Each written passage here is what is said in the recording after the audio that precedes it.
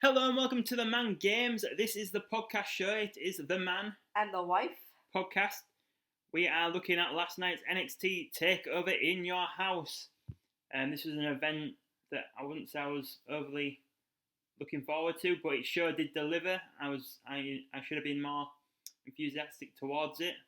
I think it's just been in lockdown the last few weeks of NXT haven't been exactly great, so it's not really made me excited for the pay per view. But I really did enjoy this pay per view. How about you? Yeah, the same. I wasn't not looking forward to it, but wasn't as excited as I have been in the past for takeovers. But I did really enjoy this pay per view. So yeah, really good. So the show started off with a old school Todd Pedville is the guy called. So he's the guy that used to do the WWF pay-per-views in your house. So he was back promoting the show to start the show off. So the show kicks off with a performance from Code Orange. What do you think of the band playing? To be honest, I'm not a massive fan of metal music. Is that the category you put them under? Yeah, I guess so. I honestly thought that Damien Priest was singing when I first saw. I thought, is this Damien Priest's entrance and he's in a band? And is that Jessamine Duke singing next to him? But overall, can't complain. It was nice for him to treat this as they would have done a normal takeover. Yeah. Not just kind of like phoned it in as a no real fan show, should we say? Yeah. So it definitely did make it feel like a pay-per-view starting off with, which I think was it made good. It feel like a bigger show. Yeah, absolutely, and I think that probably helped towards us enjoying it more. I noticed that people were banging on the Perplex glass. Is it Perplex glass? Flexiplex. Is it what we call Flexiplex? Yeah. I feel like it's like WWE like now recognizing that they've done this and they're going to use it to their advantage, sort of thing, to make the atmosphere more better. So yeah, as you said, you see the NXT wrestlers / fans / development talent in the crowd. The set is an actual house. It kind of made me think of Edward Scissorhands, how like the houses are all really like white and normal, and then everywhere else, like where Edward lives, it's like dark. Yeah. I kind of got like a flashback to that film. Yeah, okay, I can see that. I think this is an event that has potential. I did think like they could embrace it in your house more going forward, when they can do other stuff. Like, well, I'll get to that later on. I won't go into too much detail about it now, but... Okay. Yeah, I thought it was good. I know often when you watch pay-per-views these days, they don't really embrace the theme. Embrace the theme, I would say. And dress up sort of the stage and the props and whatnot. Obviously, I always think back to like when we watch the WCW pay-per-views. I mean, Spring Stampede, and they'd be like, "Hey Bales" and things like that. So it's good to see that. Obviously, that really brought back the '80s vibe as well, which obviously was something they were trying to achieve. So yeah, I thought the stage and that looked fantastic. So the first match on the card is the 6-woman tag team match. First, making her way to the ring was Shotzi Blackheart in her little tank. Don't really get her.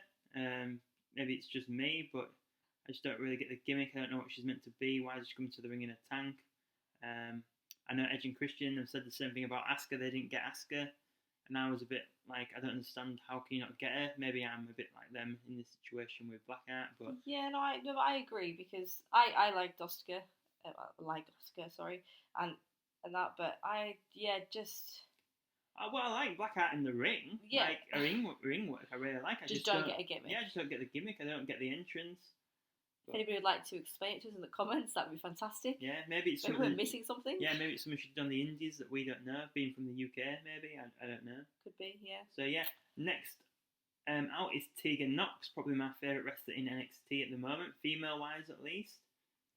I would say Tegan Nox, Io Shirai, and Rhea Ripley were my top 3, I'd say, NXT females at the moment. I don't like Tegan Nox. I just always forget her name. Even when I'm looking at her, I'm thinking, God, what's her name again? Don't know what it is about her. and I know you guys can't see, but the man is currently giving me evil looks for saying that about Tegan Knox. I remember that when I can't even remember this girl's second name now. Kayla. It's Kayla who goes out with Ricochet. I can't remember her second name. Oh, and she came to the ring. Canunos or something, is it? Or I don't know what her name is, but yeah. Yeah, sorry guys, I can't remember her second name. But so she walks to the ring, and This is the Mae Young Classic. Yeah, my wife says, "Oh well, I don't really like her. She's just forgettable." And then she walks up the ring post, and I was like, "How is that unforgettable?" Well, do you remember her name? I remember her first name. I remember her first name. I really like her as well. I just can't remember her second name off the top of my head. Not for your boy here, are you? No, I really do like her because there was stories that she'd retired from wrestling at one point. Was she the Ninja Warrior one? Ninja Warrior one. Yeah, she was in like the Ninja Warrior or something. Never mind. Maybe I don't know. Okay. Good content for podcast listeners there. Yeah. We don't know anything. It turns out. No, I know she's called Kayla. I just don't know her second name. She goes out with Ricochet. Because she's unforgettable. She's forgettable. We remember her walking the pole. We do. And she goes out with Ricochet.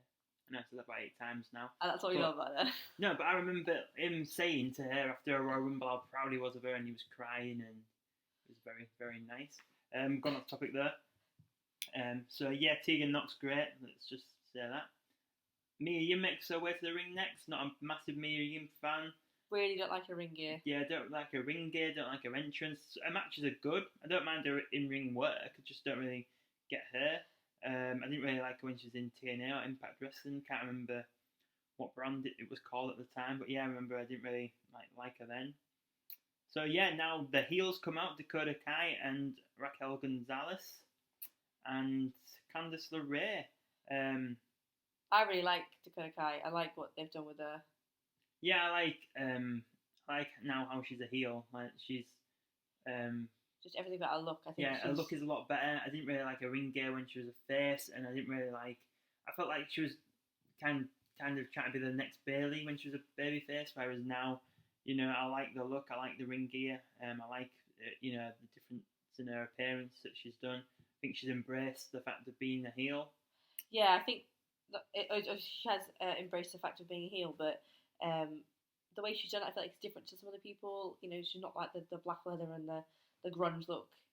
It's in a different sort of her own style. Yeah, definitely her own style. I love those high waisted shorts she wears. Yeah, what about Raquel's? Not yeah. See, I feel like she tries to copy a bit of Rhea Ripley. Really, that's how Yeah. When you think about it, but I feel like she wasn't wearing the right attire to complement her shape, shall we say? Yeah, I just didn't. Yeah.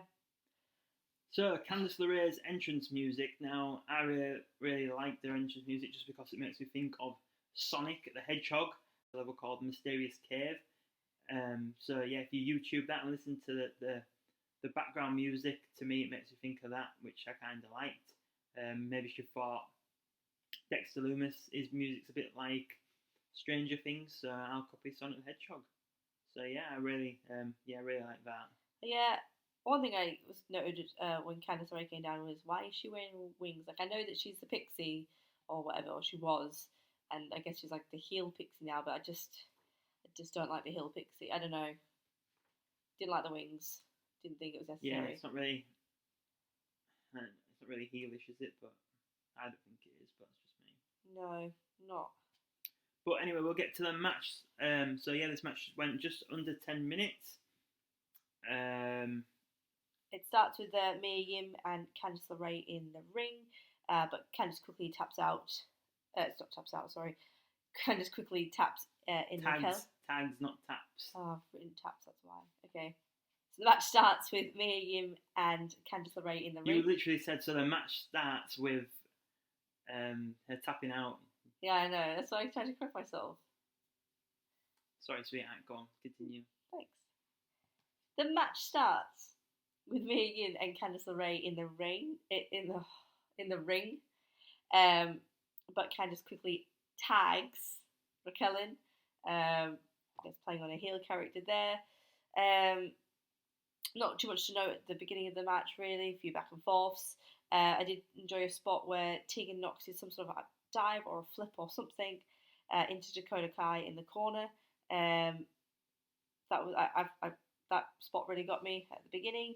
Another spot I really enjoyed was Blackheart goes to dive outside the ring, but Rachel Gonzalez catches her and just throws her to the floor. That looked proper brutal. Yeah, and then Mia Yim does a dive onto them on the outside, and then Tegan Nox goes to the top rope and does a 450 splash onto everyone, which was really good. Yeah, that was fantastic. Some of these spots, like you see, it really annoys me when they do a spot and there's one person that's nowhere near the person that's doing the dive, and then they just fall over anyway. Yeah. I remember there was one TLC match where that happened, and Bubba Ray Dudley didn't get hit, but he still like managed to run up the entranceway like he pretended he got hit. Yeah. So yeah, back to the in-ring action. Black performs a bridge onto LeRae, which looked really good in the ring. I thought I really liked that move. Yeah. LeRae just sort of like looked twisted, didn't she? Her arms were behind her. She was all sorts. It looked really painful, and that got broken up by Rachel Gonzalez. And then we went into it was like a standing slice spread by Tegan Nox and Shotzi Blackheart onto Rachel Gonzalez after Dakota Kai accidentally kicked Gonzalez in the head, which then prompted a Shining Wizard from Tegan Nox onto Dakota Kai for the pin. Yeah, I really enjoyed the match. So the sliced bread was Tegan Nox using Blackheart's foot and like chucking her up in the air so she can perform a standing sliced bread.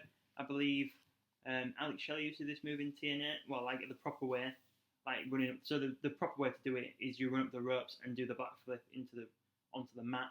And Brian Kendrick used that move as well, but he calls it the Kendrick. So yeah, good match. I think the right people won. Yeah, I thought the finish was really good as well. Yeah, finish was good. Strong also, finish. we missed out the Candice LeRae in battle to the back, but it wasn't. Yeah, it didn't pay off for anything. So yeah, that was that. So yeah, good match. I think the right team won. 9 minutes 50 seconds that match went. Yeah, I enjoyed this match. I thought the girls put on a really, really good show. Or the women, sorry, put on a really good show. Opening up the takeover. It was the first time since lockdown or the pandemic that I didn't notice there was no crowd. So when we were watching Mania and other events and stuff like that, I've always sort of had in the back of my mind, being distracted by the fact there's no crowd and it bothering me.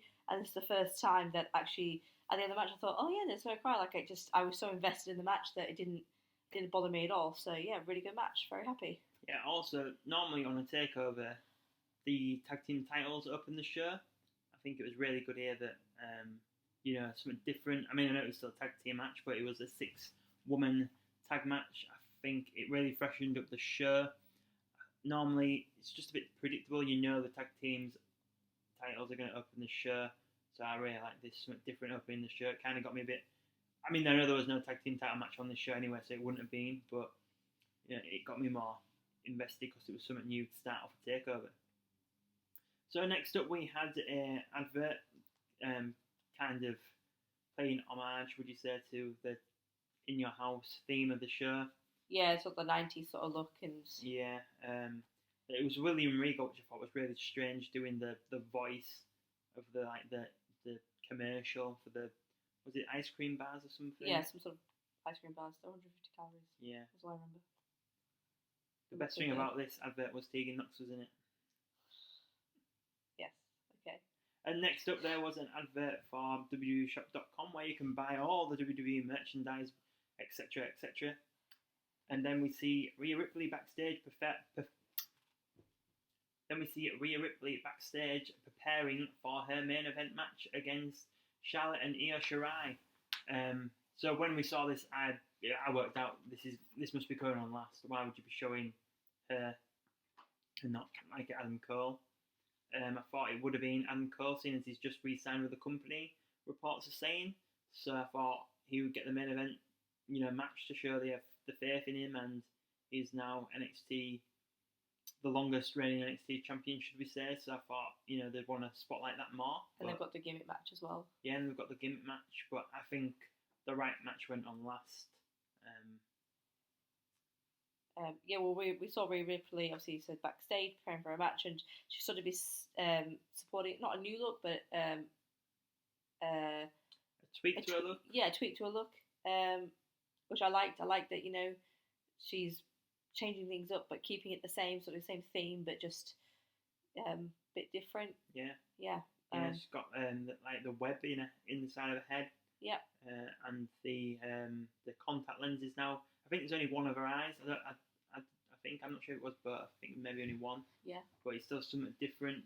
It's nice that they're not getting complacent with lockdown and they are still trying to evolve the characters and stand out more. I think it really helps the product and the character. So next up we have Damien Priest making his way to the ring.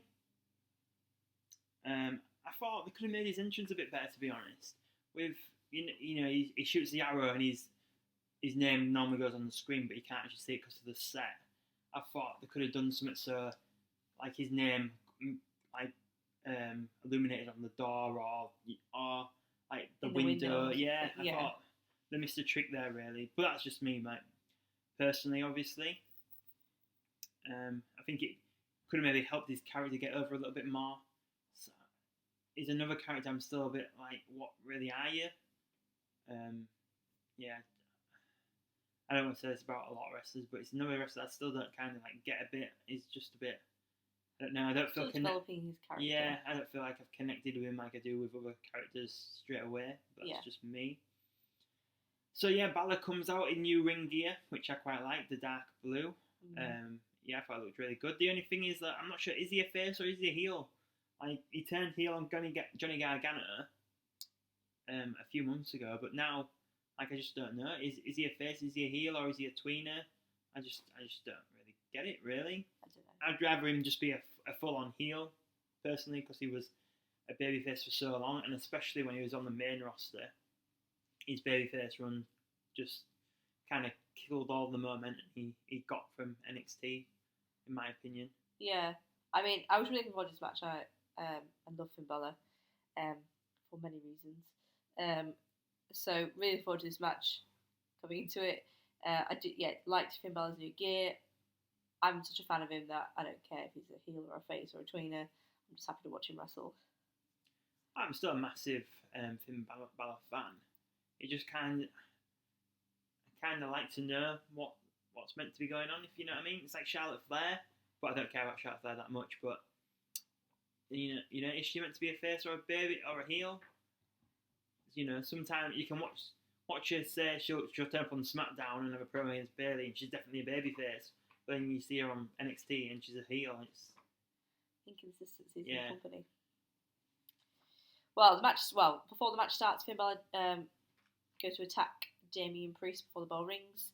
So he does like the drop kick into the corner, and Priest rolls to the outside. And he kind of like no sells it, I think. Like, he didn't act like anything hurt. Yeah, I didn't really like that, really, to be honest. That, like, especially from the opening, moment of the match. I don't know, I thought he could have like sold that it hurt him a bit more in a way. Yeah. Oh, and also, why is the barricade around the ring when there's that plexiglass? Advertising NXT. If you don't know, you're watching NXT. I don't know. You asked me. I gave you an answer. Then don't give me that. I don't know.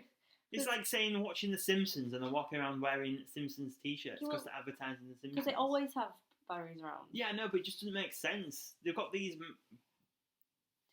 plexiglass things up that look crap anyway. Why do you need the barricades around the ring? It just doesn't make any sense. Anyway. Well, you didn't like my answer, so I don't know. I feel like I care about this more than you do. You do, yeah. Absolutely. So quite early on in the match, they go to the outside the ring, and Damien Priest moves the ring steps. He picks up Finn Balor while standing on the steps and throws him onto the apron of the ring. That was... Yeah, in his broken arrow move. Yeah. Really good. And then there was... Is it a flatliner or sleepy flatliner? I'm not sure what they called it. By Damien Priest to Finn Balor. So Damien Priest was dominating a lot quite early on in this match. Yeah, there was a broken arrow in the ring as well where Finn then stomps on him in the chest. Kind of like a standing coup de grace in the ring.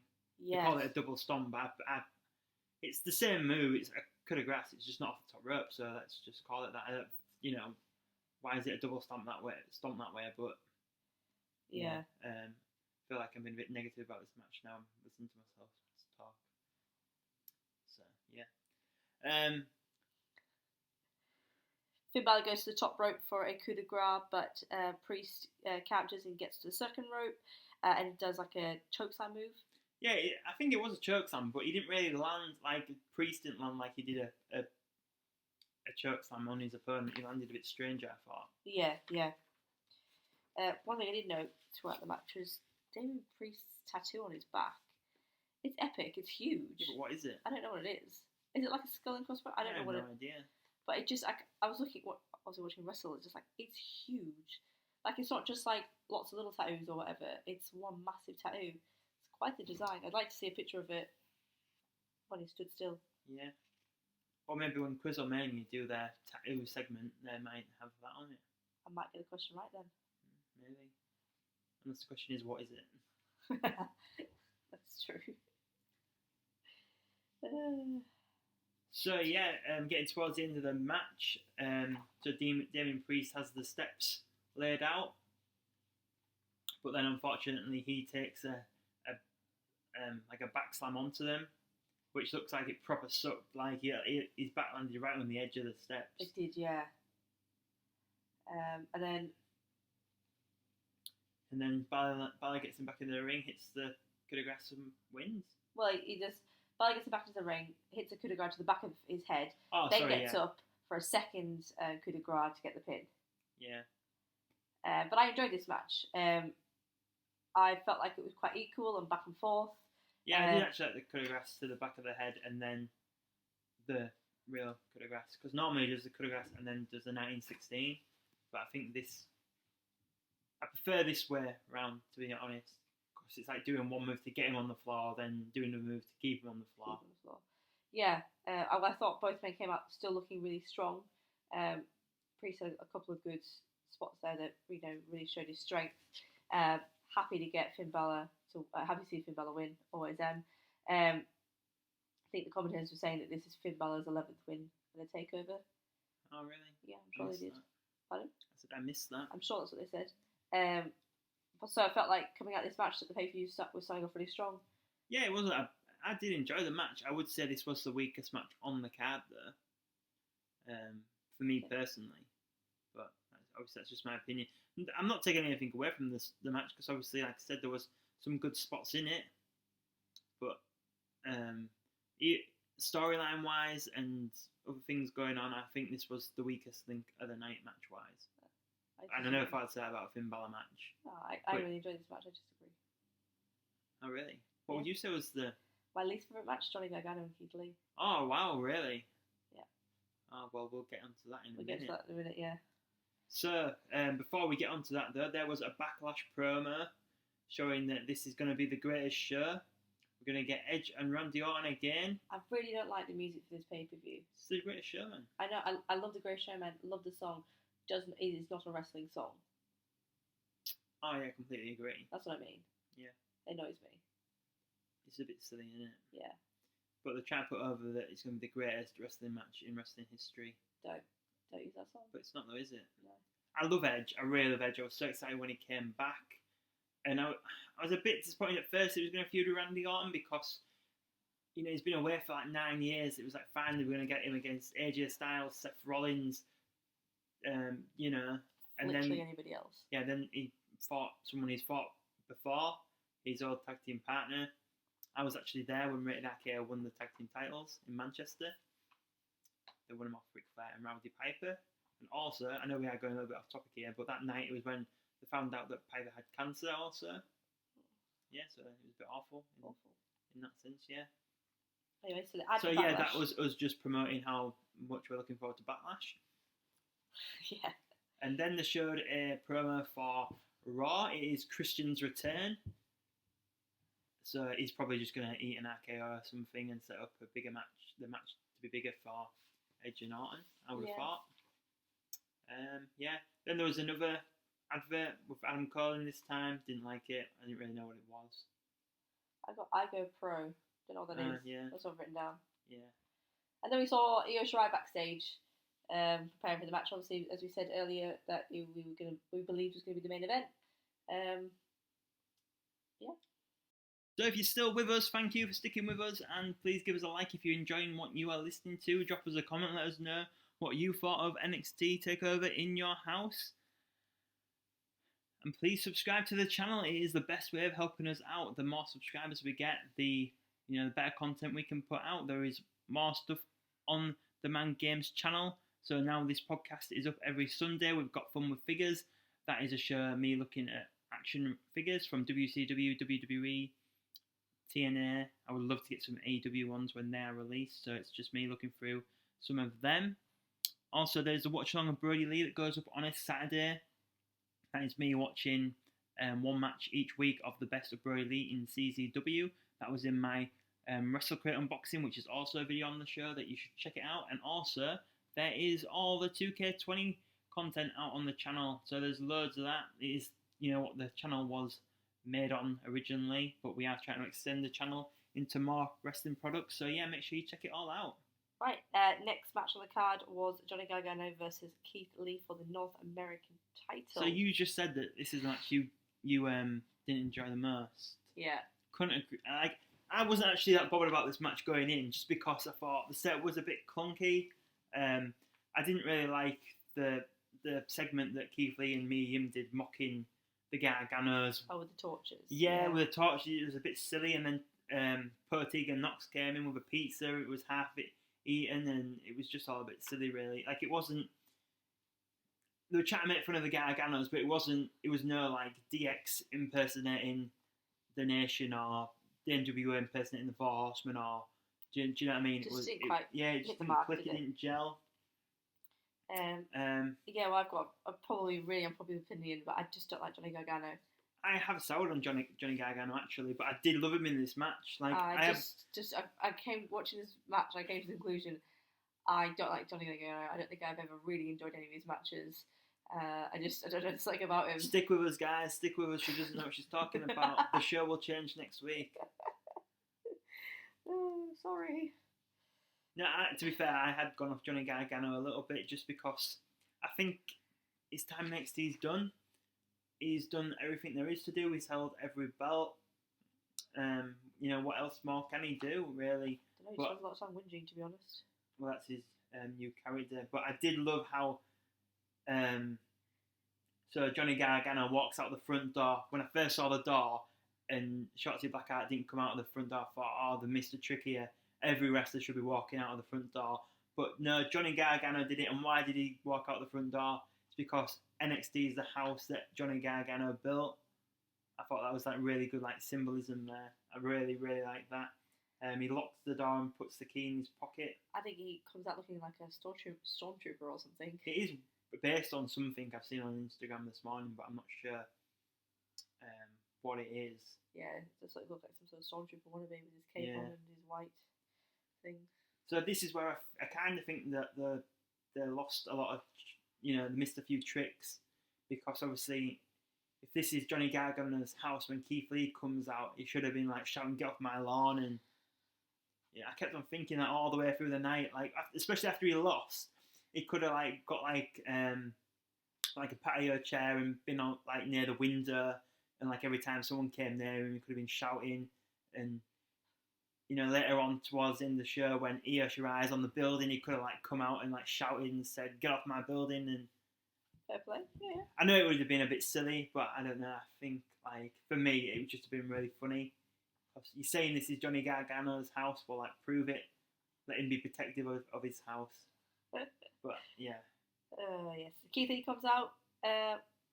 He had Black Lives Matter on his trunks, which is a very powerful message. Very powerful message. I was pleased to see that Keith Lee was using his platform to support, obviously, this movement. Thank you, this movement. I don't want to say I was surprised with WWE allowing it, but they don't. Do they approve gear or? Well, there is. I would think with a political thing they'd have to, but I was happy. Well, when we spoke about this on the podcast yesterday, when Dream wore his Call Me Up Vince trousers, apparently that wasn't signed off. Okay. From what I've read. I don't know. I can't remember where. Obviously, that was like 2 years ago. So yeah. Okay. Anyway, happy to see that. Fantastic that they were allowed him to. Obviously, something that is so powerful and so important. Yeah. Allowing him to use his platform. So why didn't you enjoy the match though? I know you said you don't really like Johnny Gargano, but what made you not enjoy the match? I enjoyed the ending of the match, which we will get to obviously. I don't know. I think I just don't like Johnny Gargano, so I just tune out. I thought this was the only match that had a consistent story through the match because it was Johnny Gargano working over Keith Lee's hand all the way through the match. Because I can't remember which episode of NXT it was. I can't remember if it was last week or the week before, but Johnny Gargano had stomped Keith Lee's hand in the steel steps, which I thought was a good spot. I did point out at one point, Johnny's at the door doing something. I'm not quite sure what he's doing. Yeah, he's knocking on the door trying to get back into his house. Yeah, and obviously this is set in the 90s. You know, they've got the 90s set and that, but they have the doorbell camera. The doorbell camera, yeah. Yeah, well, it's just proving that they are really good and you should buy one. Well, I just What am I saying? I don't want you to buy one for our house. We can't afford it. No, I don't even know how much they are. I just thought it was really funny. It's like a full-on 90s set, and then we're going to have like a brand new door camera. And then Johnny's trying to knock to get into the house, which he has the key for. Yeah, I did think that was a little bit silly, but yeah. And it could have been like screaming Candace, like let me in or something. Candace, like, that would have been a bit more fun. Yeah, that would have actually. Yeah. So Gargano has before this, he tried to trap Keith Lee's hand in the steps again, but failed. And Gargano also gets Keith Lee's hand round the metal part of the turnbuckle where it connects the pole part. Yeah. Not the actual ring post, but the thing between the turnbuckle where it connects. Yep. I was wrapping his hand around that. I thought that was real good, real unique. I can't remember seeing anyone use that before, which is always nice and wrestling to see people doing stuff that hasn't been done before. Because obviously things do get quite repetitive, and people do similar things but put their own little spin on them. So yeah, I did really, really like that. I thought it showed like a lot of realism as well. Yeah. One positive I will say about Johnny Gargano, if that makes you feel any better. He lost. No. He dived through the ropes and did a tornado DDT. Yeah, that was good. That was really good. Yeah. The fake crowd were chanting Gargano sucks, but they were chanting in the way that people used to chant Cena sucks. I don't know if you noticed that. No, but I should have got on board with it, shouldn't I? Yeah, so probably the spot of the match was Keith Lee pouncing Gargano through the plexiglass. Yeah, that was good. And I think this is where the match picked up, and I did enjoy that. Well, for you see, this is when the pace picked up as well, whereas the beginning of the part was Johnny Gargano working over the hand of Keith Lee. Yeah. Because I remember there was a match at Armageddon between Mr. Kennedy and Shawn Michaels, which had kind of a similar spot, where Shawn Michaels has stomped on Mr. Kennedy's hand. And at the end of the match, Kennedy punches Shawn, but obviously he's in too much pain, and then Shawn super kicks him and wins the match, switching music. That working over the hand kind of really think of that feud, which I really enjoyed. Yeah. If you guys have your favourite Mr. Kennedy match, let me know in the comments. Yeah. I liked after the Johnny Gargano goes through the what's it called? Plexiglass. Yeah. Plexiglass. That's what the commentators were calling it anyway. Okay. I like the way that Keith Lee literally drags Johnny Gargano back and then picks him back up. Yeah. Well, that was really one thing that annoys me though, if they've got the plexiglass up, but they're allowing someone to break into it. What is the point of having it? I did think that. I thought that does seem slightly strange. Yeah. But anyway, it is what it is, I suppose. You need to take it. Yeah, and then Mia Yim and Candice. Well, Candice LeRae comes down first, and then Mia Yim comes up behind her. Yeah. They have a bit of a scuffle, don't they? Yeah, and then Johnny Gargano uses the key that he had forgotten he had. When he first went into his trousers, I was wondering what he was doing. I forgot the key that was in there at one point, and I just saw him stick his hand down his trousers, and I thought... Maybe he had an itch. Well, I wasn't sure what he was doing. So, Gargano uses the key on Keith Lee, but Keith Lee kicks out. Stabs him in the eye, doesn't he? Yeah, he stabs him in the eye. Then Johnny Gargano does 3 super kicks. Where he does a super kick, and then Keith Lee kicks out, and then a super kick, and Keith Lee kicks out, and then a super kick, and Keith Lee kicks out.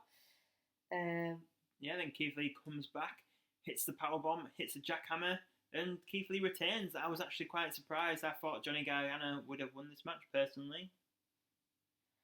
Yeah. Just because I think Keith Lee is destined for bigger things than the North American Championship.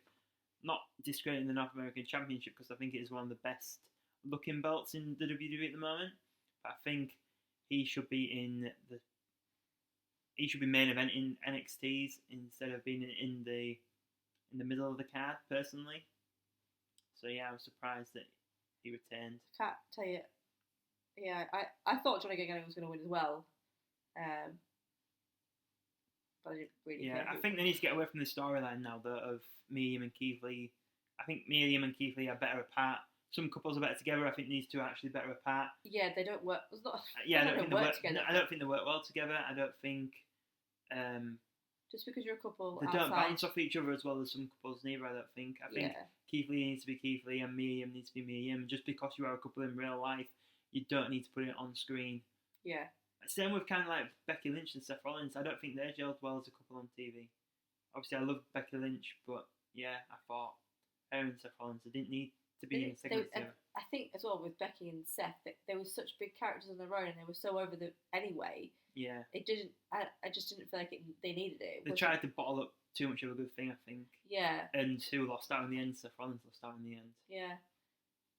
But Seth Rollins is now on to probably the best work in his career, in my opinion. It's just a shame there is no fans there in attendance to view it. Yeah, that's true.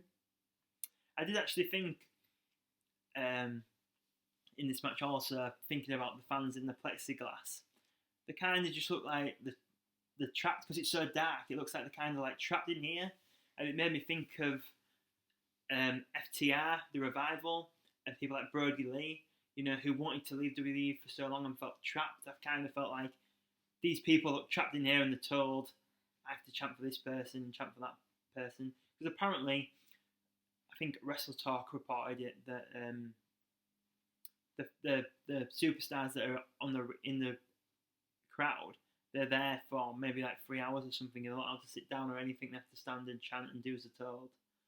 I thought like that kind of makes should be puppeteered. Yeah, that kind of makes you think of, you know, said Brody Lee, he wanted to leave and they wouldn't let him, and you know, you just had to stay and do his told, trapped. Kind of thought it was a bit symbolic, really. But obviously that's just my opinion.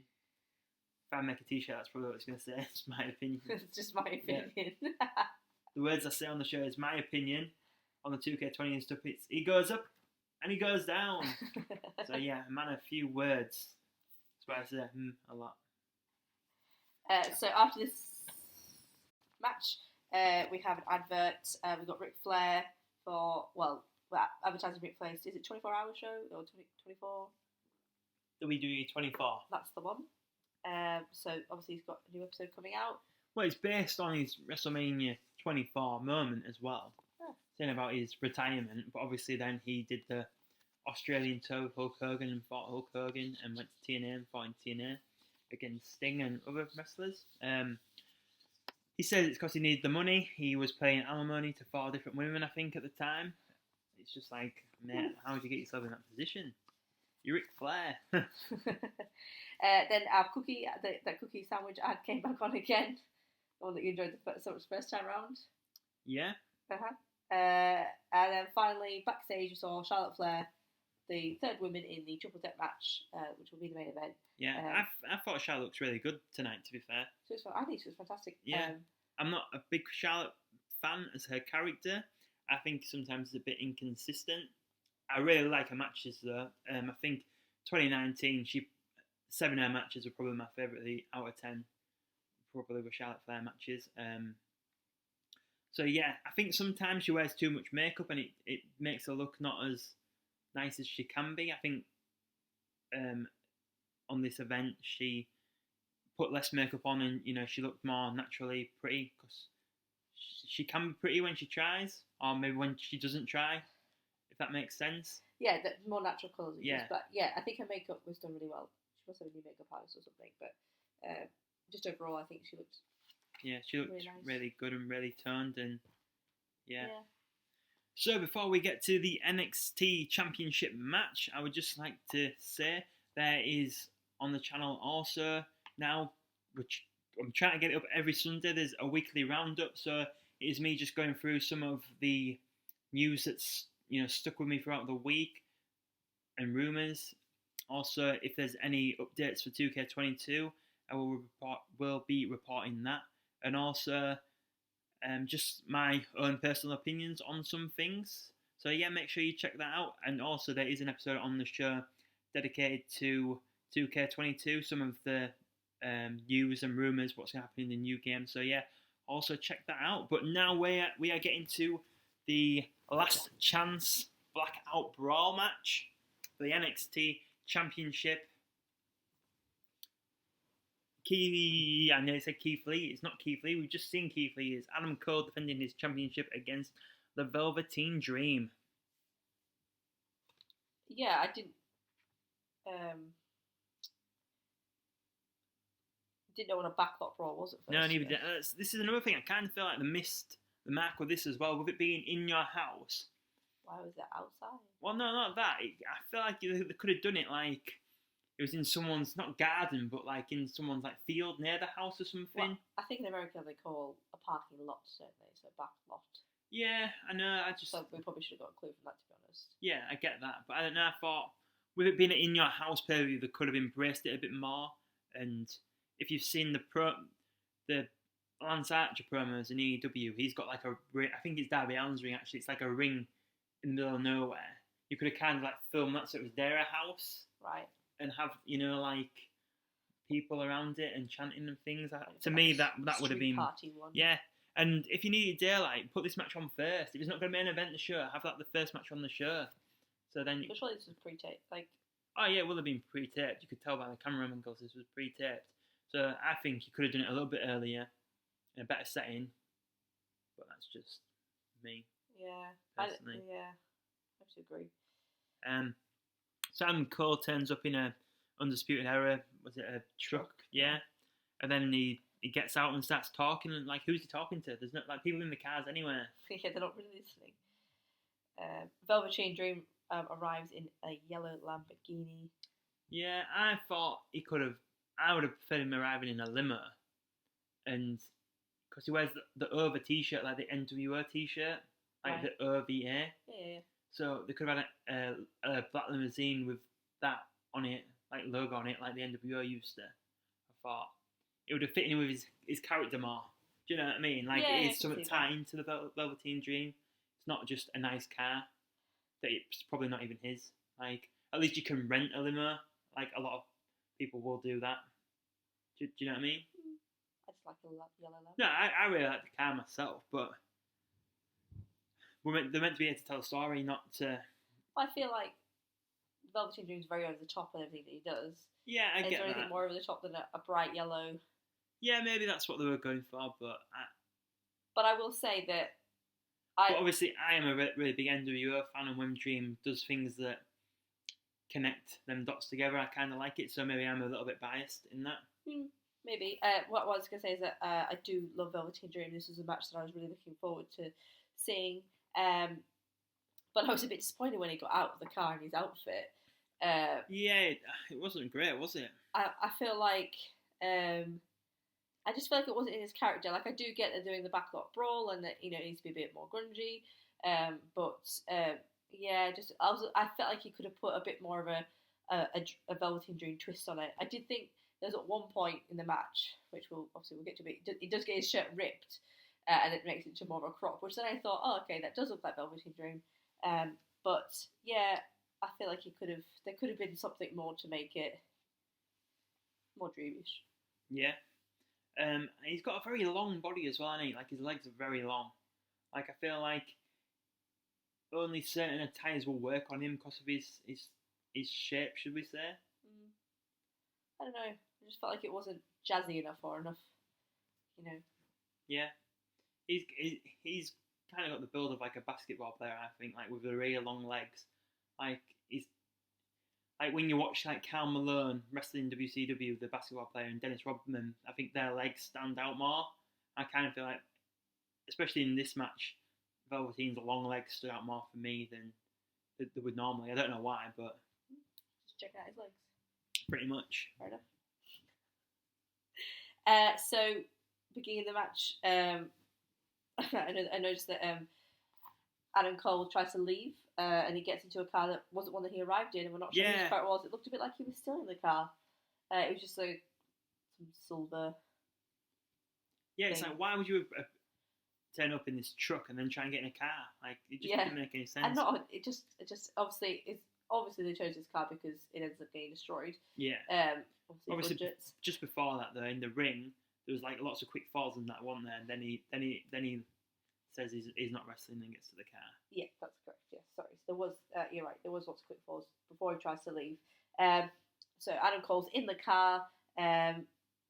One thing we didn't say as well, going back to Velveteen Dream getting out of the car, he did have a baseball bat with him, which Adam Cole makes him drop out the ring before he starts fighting. Whilst Adam Cole's in the car, Velveteen Dream picks up the bat and starts smashing the car whilst he's standing on it. Yeah. But then, not sure this happened, but an Uber turns up. Yeah, you see, when this happens, I really wanted it to be Vince McMahon, and for him to wind down the window and just say, "This is good, such good shit."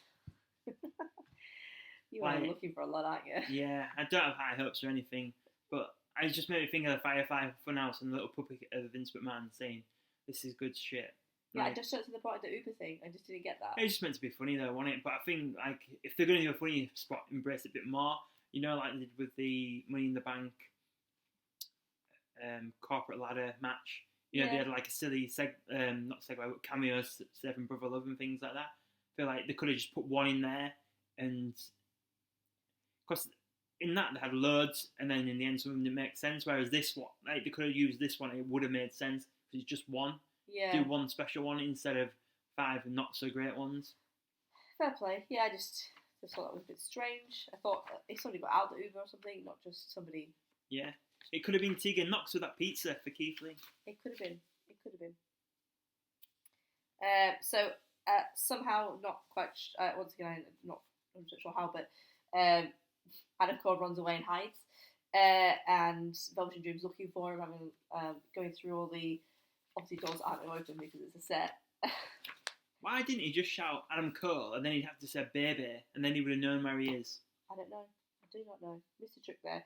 But Velveteen Dream finds a door that eventually opens. As he opens it, he gets sprayed with a fire extinguisher. Obviously, Adam Cole was waiting for him. So then the Undisputed Era turn up. Yes. And distract the Dream. Before that, is that when Adam Cole's on the car? No, so the lad he's put the ladder up. Yeah. And Velveteen Dream is on it with Adam Cole. Then he gets distracted, but then Cole falls through it anyway, I think. Is that right? Yes. So I think that's the way. Yeah, I think he. Yeah, because once Adam Cole falls and the Undisputed Era attack Velveteen Dream, and then they start chucking loads of chairs in the ring. Yes, from the train, the truck that yeah Adam Cole arrived in. And then, but one of the chairs doesn't go in the ring. So then when Roderick Strong goes to get it, it goes under the ring. And it's Dexter Lumis. A wild Dexter Lumis running about. He comes in, he attacks the Undisputed Era. I'd actually forgot that Dexter Lumis was kind of like feuding with the Undisputed Era. When it first happened, I thought, it's going to be Hornswoggle or the Boogeyman. I thought, it's going to be something that didn't really make sense, but this did make sense. It did fit into the story, which I thought, was really good. Yeah, he beats him up and puts him in the boot, doesn't he, of a car and drives away. Yeah. Which is strange because, like, in TNA, he had like a stalker gimmick, didn't he? He was was it Christy Hemming? I think he was stalking. Yeah. And Mr. Anderson, we spoke about him earlier, Mr. Kennedy, he was like trying to stop him. I remember that. So it's strange how he's still got this stalker gimmickish kind of thing. Yeah, hiding underneath rings. Yeah. Outside. And then you see Adam Cole, he's covered in glass, like his arms are cut with glass and that. He's crawling to the ring. He jumps from the middle rope and Dream counters him with a Dream Valley Driver or something like that. Dream Valley Driver, yeah. Is that it? For the 2 count.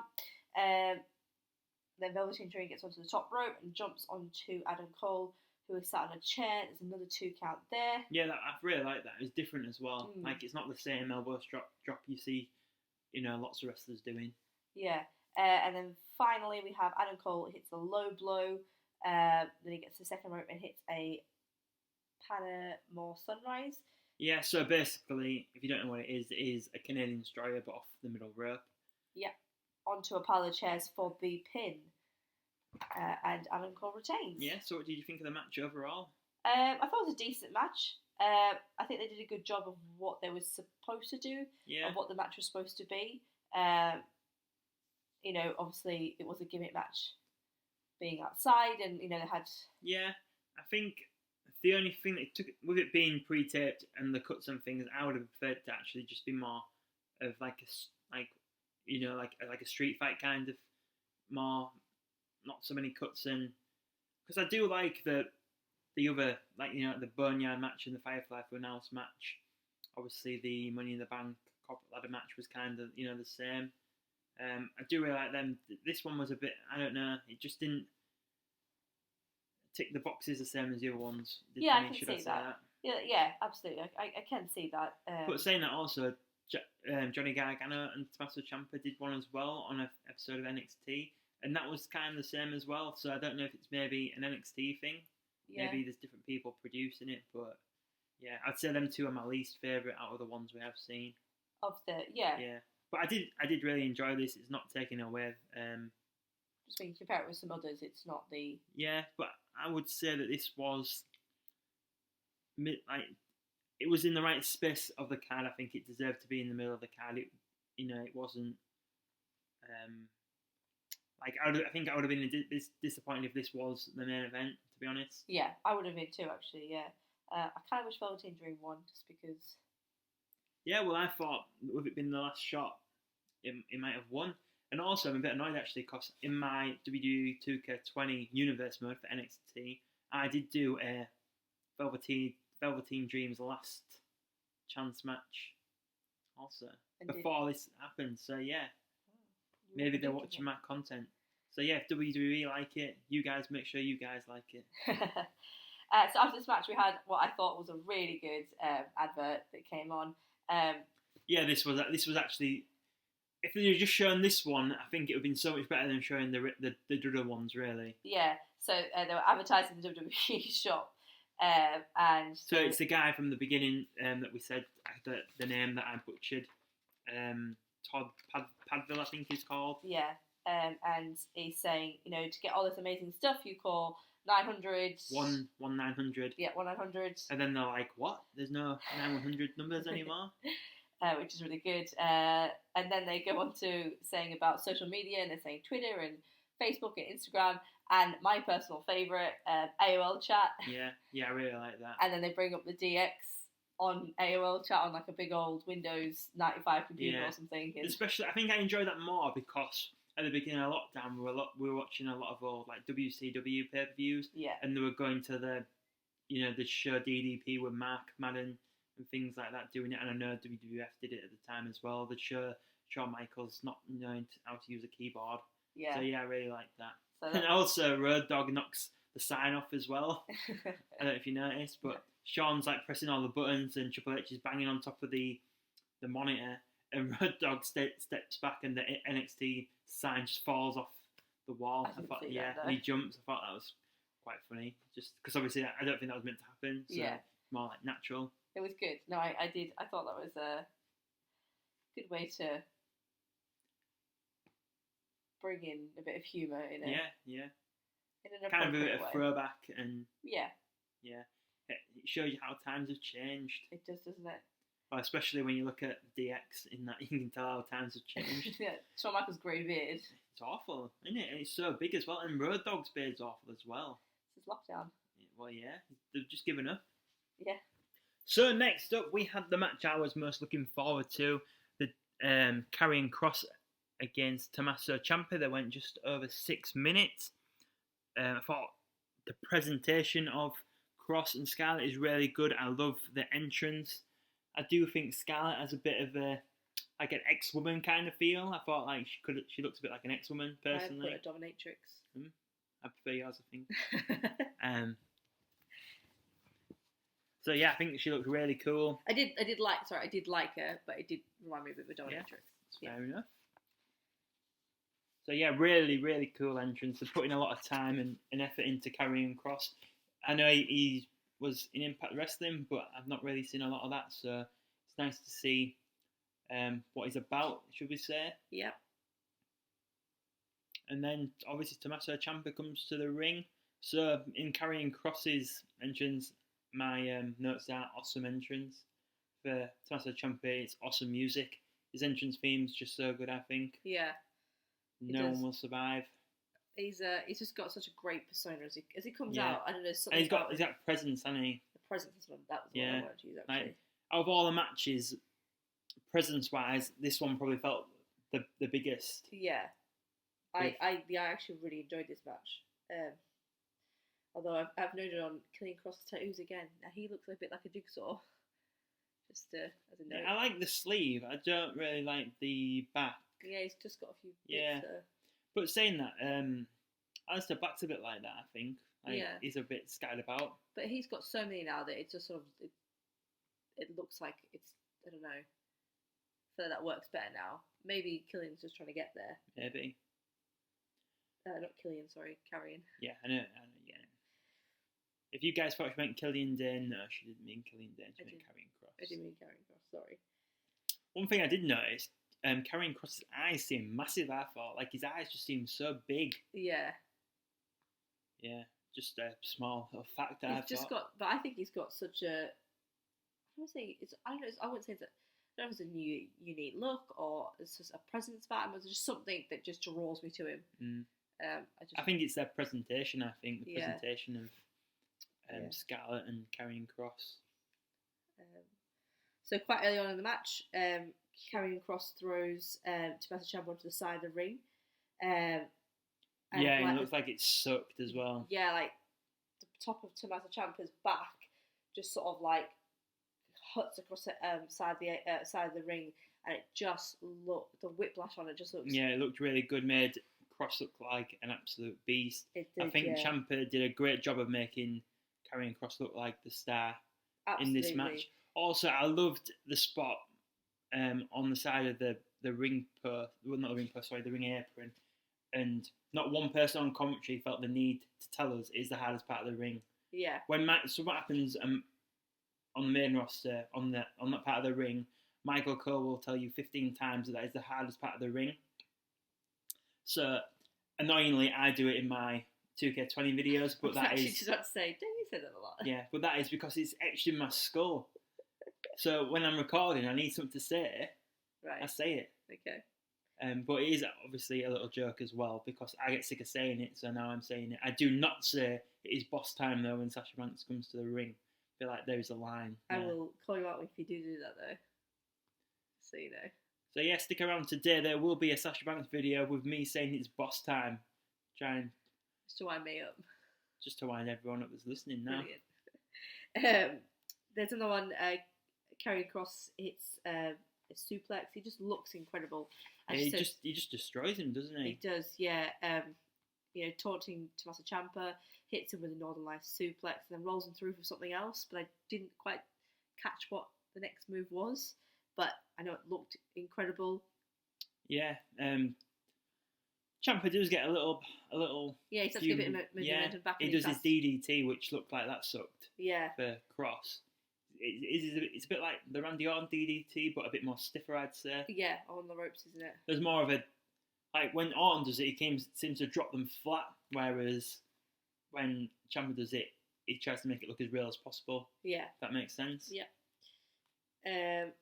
And then Kross does... It's like an F5, isn't it? But it's like an F5 that he doesn't care. Like, he just, picks him up, does an F5, but lets him spin in the air. Almost like a ragdoll, isn't it? Yeah. And then puts him in the cross jacket, which I think is a great move for a finishing move.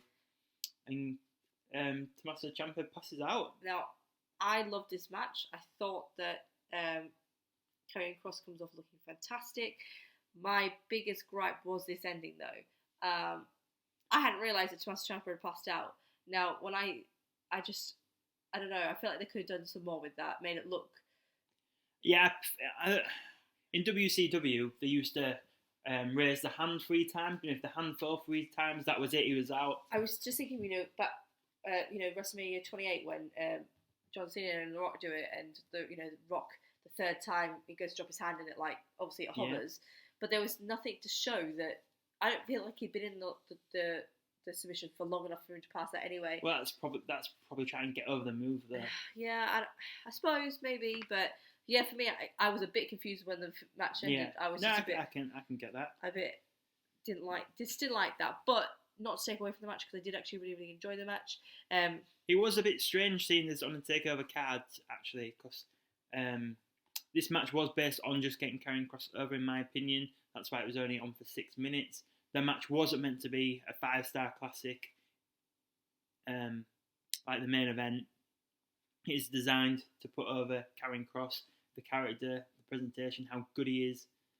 Not every match on the card needs to be a 5-star match. I feel like if the segment is 5 stars, then that's the same thing, really. Even though this was a match, I feel like for a segment or for putting over, Karrion Kross, it was a 5-star in my opinion. Yeah, it definitely fulfilled its purpose, and that it made Karrion Kross look fantastic. It made me more excited to see what he was going to do in NXT. So yeah, what's left to come? What's next to come, and that I think that this match definitely did do that. It definitely. I think I'd quite like to see Ciampa go away for maybe a month, not too long, but maybe Karrion Kross have a few squash matches for maybe 4 weeks, and then Smasher Ciampa returns, and then sets up maybe a hardcore match or a steel cage match or something, a bit bigger for the second match. Yeah. So yeah, I think there's a lot of potential still going forward. I hope anyway that this isn't the end of Kross and Ciampa. Yeah, I definitely think they can do some more with that. So next up, there was another promo for Backlash. Try to get everyone excited for the Orton and Edge match. We'll just move straight on. And then there is Renee Young rocking out a Simpson t-shirt. We did have the advert for the band as well. Code Orange. Code Orange, yeah. Yeah, that did come. That was very forgettable, wasn't it? And also their merch was on the WWEshop.com for 24 hours. Yeah. Also, yeah. I remember but then we that did now. get to Rio. No, sorry. Yeah. In her cute little. Maggie Simpson. What was she t-shirt. advertising? Oh, Triple H. Yeah, Triple H going on Facebook Live afterwards. Yeah. So now it is the main event, which I was, like I said already on the show, I was really happy that this main evented the show. It is the first time a women's match has main evented a takeover since Bayley and Sasha Banks' Iron Woman match at Takeover Respect. I think maybe that is one of the things that I really liked about this NXT, it's because it was so different from the last, quite a lot of ones we've seen actually, because normally the men's NXT Championship closes the show, the tag team title match opens the show. I think this event pay-per-view is network special. I don't know what they call it these days, but I think with things in different order, it added more to the show. Than you couldn't predict what order the matches were what order the matches were gonna come in. Yeah. I really enjoyed. I can't believe that this is the first time the women have made event since. In NXT. Yeah, in NXT. Sorry, a pay-per-view. 2015 was that? Probably, yeah. Yeah. Yeah. That's a little bit shocking, but yeah, I guess it is what it is. So yeah, Rhea Ripley makes her way to the ring. My notes are her mum forgot to dress her properly. She had one white boot on and one black boot. Just a little joke. But seriously though, the new look does look really good. I'm about to become a dad. Dad jokes already. Yeah. Oh, poor child. You made me lose my change of thought. That was that bad. Sorry. Well, Io Shirai makes her way next. I love Io Shirai. I love her presentation and her entrance music. I think she's got a good heel entrance music just because it's just noise. There's no, it's not like a theme. It's just not like good noise, if you know what I mean.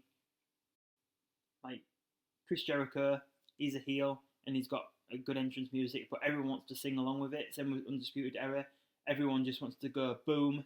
Yeah. Whereas her entrance She doesn't music. give you that opportunity, does she? No, it's good heel music because it is good, but you can't sing along with it. Yeah. That's what I really like. That's a good point, actually. Yeah. I never thought about that. Charlotte Flair comes out to the ring next. I think, as we said earlier, she looks fantastic. Just love her gear, just love everything about what she was. I think this is the best Charlotte Flair's looked in a long time, in my opinion. Yeah, in lots of ways. I think she didn't overdo her makeup. The gear looked better than it has done. There wasn't loads of fake tan. I guess we much like a more natural look. It turns out. Maybe, yeah.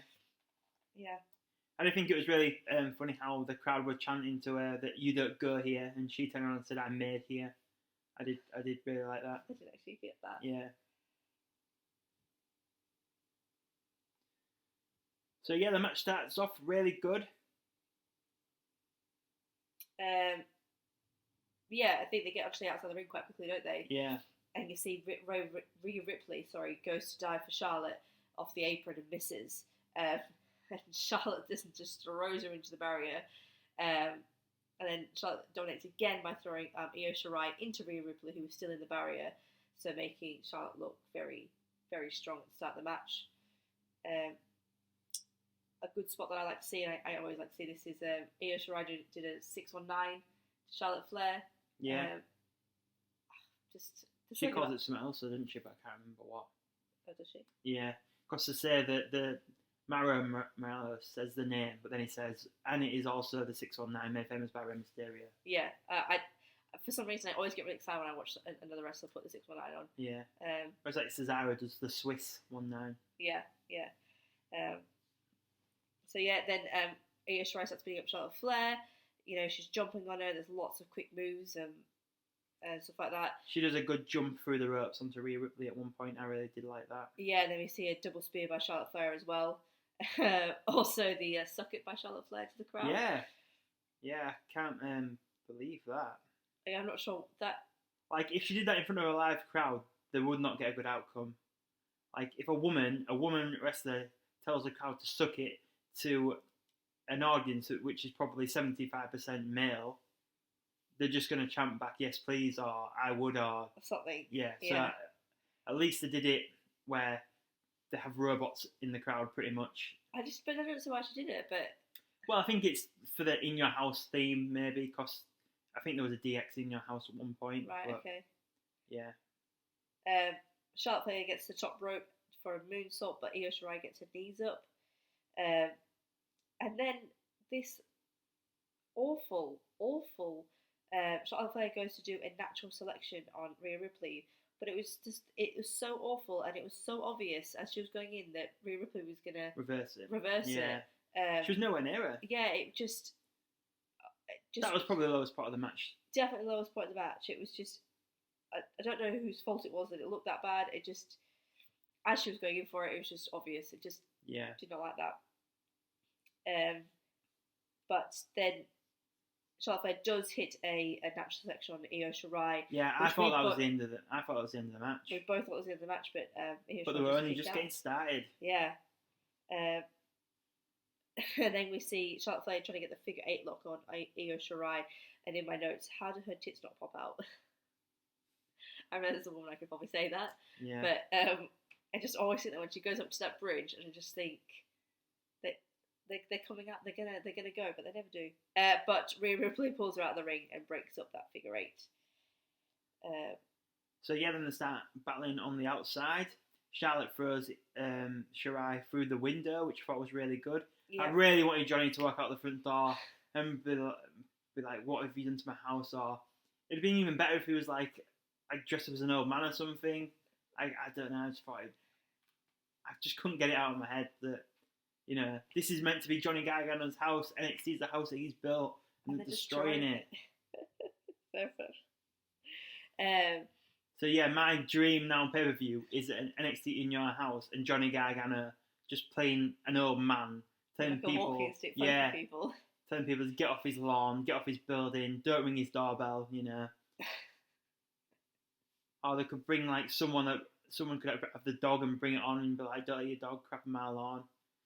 So much they could do. Yeah, so much they could do. So whilst Io Shirai's been thrown through the window, Charlotte Flair then gets Rhea Ripley and bangs her head off the plexiglass glass. Yeah, that looked like it sucked. That was brutal, absolutely brutal. And then it cuts to and you see that Io Shirai has somehow managed to get to the top of the doorway. Johnny Gargano's house. The top of Johnny Gargano's house. And she does a splash onto both Charlotte Flair and Rhea Ripley, which just was insane. Well, I thought it was going to be the spot of the night, but I actually think the spot of the night was probably the finish. Yes. I'm not saying we have to go to the finish right now. I'm just saying. Okay. Fair enough. But yeah, that was a fantastic spot. I just mean you think that's going to be the spot of the match. And then if it's not the spot of the night, but it wasn't, the bigger thing was still, well, in my opinion, the bigger thing is still to come. Yeah, absolutely. They get back into the ring and... Yeah, so Rhea hits her finish off the middle rope onto Charlotte Flair, but then Io breaks that up. Yep. And she starts giving her lots of uppercuts in the ring. Then Charlotte appears with a kendo stick. Yeah. Which you didn't like, I don't think, at the beginning, did you? Oh, and also we missed out that I think Rhea Ripley hit Charlotte with a plant pot or something. That must have been after Io Shirai went to the window. I think it was just after. Yeah, which I thought was really good. I just forgot that you could use weapons in rituals, right? Yeah, well, you can't get disqualified, can you? Because there's 3 people. Yeah. So yeah, Charlotte hits everyone with the kendo sticks and looks dominant. She puts the figure 4 leg lock onto Rhea Ripley and turns it into the figure 8. And then Io Shirai gets on the top rope and does a moonsault, which I think that looked brutal as well. It looked like her knees smashed into Rhea Ripley's face. Yeah, so Charlotte Flair does the spear onto Rhea Ripley, figure 4, figure 8 onto Rhea Ripley, whilst they're still in this figure 8 lock. Yeah. That is when Io Shirai hits the moonsault onto Rhea Ripley, and it was just an amazing spot. Yeah. For then Io Shirai to get the pin on Rhea Ripley and win. I was happy with the outcome. I didn't see it coming. I honestly thought Charlotte Flair would retain. Yeah, me too. I think this match was lots of high points. Main event as well. It only went 17 minutes and 35 seconds. I think that is a great amount of time to keep someone invested into a match. I think around 15 to 20 minutes is long enough. You know, some matches can go longer, but I think, especially at this time when everyone's alive with a lockdown, matches should, especially with no proper crowd, should be going, you know, that amount of time, especially for main event matches anywhere. Yeah, I think that it went for a good amount of time. There was lots of good spots, lots of high points. It did kind of keep building, you know. You think you've hit the that's a spot of the night, and it just kept giving more, which was fantastic. Kept on getting better. Yeah, absolutely. Yeah. I didn't think they were going to put the title on Io Shirai, but I'm really glad they did. I've really liked her pretty much since her heel turn. I wasn't really a massive fan of her when she was a babyface coming to the ring with the mask. Didn't really get it. But yeah, I really love the heel work of her now. I think it is overdue as well. I think she could have been women's champion a lot sooner than this, to be honest. Yeah. The only negative of this outcome, I would say, is we're probably not going to get a Charlotte and Rhea Ripley pay-per-view caliber match like I thought we would. I thought maybe Charlotte might keep the title till next year's WrestleMania and then the build up to the rematch of Rhea Ripley and Charlotte maybe, or, you know, but yeah, that is the only negative, because I would say our WrestleMania weekend, Charlotte vs Rhea Ripley was my match of the weekend. I thought, I'm not including the Firefly for now because that wasn't a real match, that was more of a segment. Yeah. But yeah, I am really happy Io Shirai won. It's a bit annoying with all the confetti and things that fell proper Japanese style, so it was a bit... I like that. No, it was nice, but it was a bit like, oh, well, you can tell they knew they were going to win, which obviously we all know that they do anyway, but it's a bit... Yeah, but I feel like it gave her the opportunity, because obviously you say that, like, there's no crowd there, so she doesn't really get her moment. Like, it's the first time she's won the championship, so she doesn't have that crowd to feed off to get that moment, and I think giving her that gives her that feeling. I get that, but then what about Drew McIntyre at WrestleMania? It was WrestleMania and he had nothing. Oh, that's not my fault. I'm not saying in his, I'm just saying. Yeah. Drew McIntyre is positioned of the biggest star in the company now, and they did nothing for him, but for Io Shirai. Well, they dropped the ball. They clearly did, because I do think it was really good. I just thought, you know, you could tell that they knew it was going to happen, which, yeah, we all know it's predetermined, blah blah blah, etc. etc. But it did kind of take me out a little bit just because it was all ready. Yeah. Okay. Fair enough.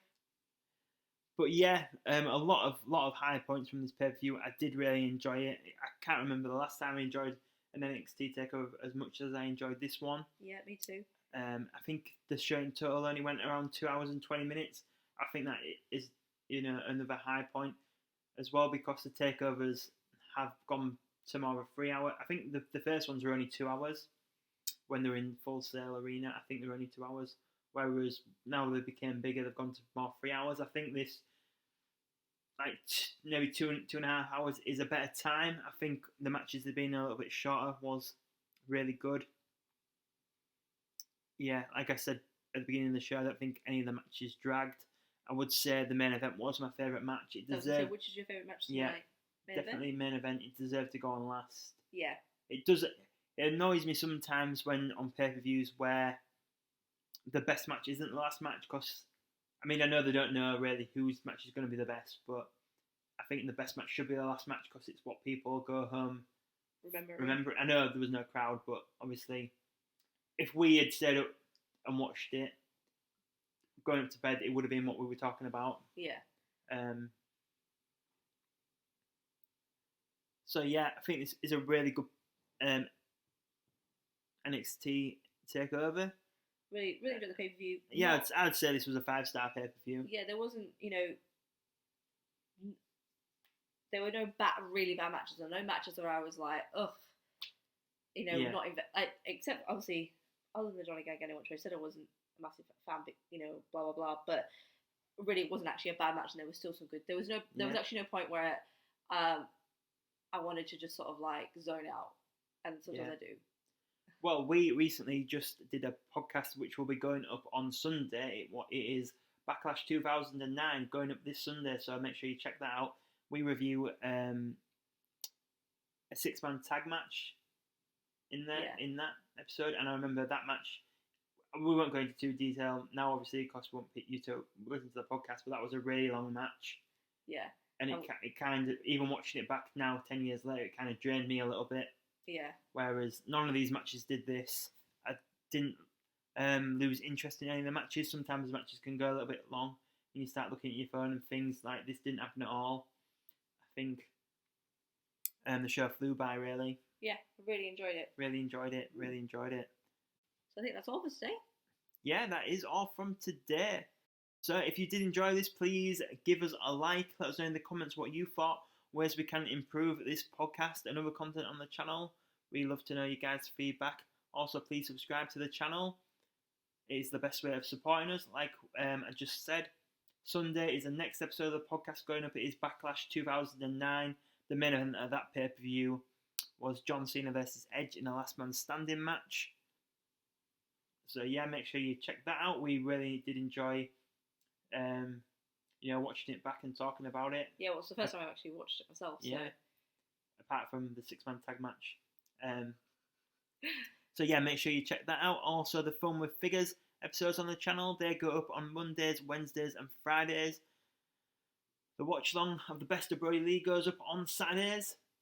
So this Saturday coming, it will be the second episode, so make sure you check that out if you have the DVD yourself. If you don't, there's a video on the channel of how to buy the DVD, so you can check that out also.